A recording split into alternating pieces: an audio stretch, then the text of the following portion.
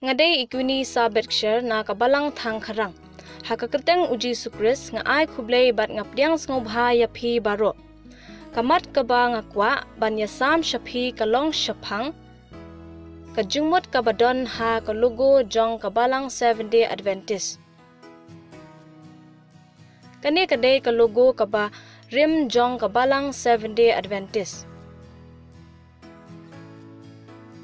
Ha usnam khatkhandai spa akhandai phonriu ya ka logo kabathamai jong kabalang Seventh-day Adventist la design da u Brian Gray bat ka church communication team ha ka jingyalam u Rachman Dabrowski u ba long u communication director ha kane kapor.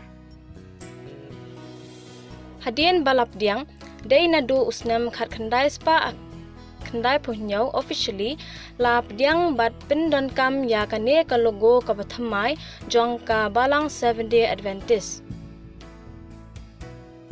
Hatong itip ni empat ya ka jingmut jong kane ka logo. Don southly ki jingkdaw bakongsan ha kane ka logo bangi day bantim.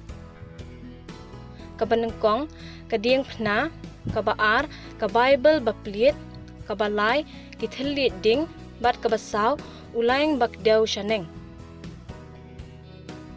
Kabanengkong ka symbol jong kadieng phna kayang ya ka gospel jong ka jing penim lapen yang hapdeng jong ka design ban kdaw ya ka jing kendo ukris kabalong ka theme jong ka jinget kabaar ka Bible baplin kayang ple ya ka nongrem Bible jong ka jinget jongi lapin idur kumno ba lapliet pura ya ka hab kabakdaw jingmut ya ka jing pediang pura jongi ya ka ktien jong ublay. Kabalay kithilli ding batlay tali kilaing batawir ya ka perthai. Kiyang ple ya kilay angel jong ka kitab jing panpaw khatsaw kiba tawir ya ka perthai bat kadai ka hukum yangi banra ya ka gospel sya ka perthai baro. Kadur baro jong kithlit ding kayang ya umensim bakhuy. Kabasaw ulayang haneng du jong ka design.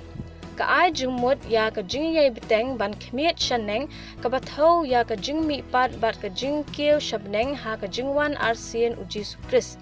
Ka jing penlet jingmut khat du jong ka jinget jongi. To ay ba ublay unkerkhu yapi lang baro. Na kabenta kaburam jong ublay. Amen.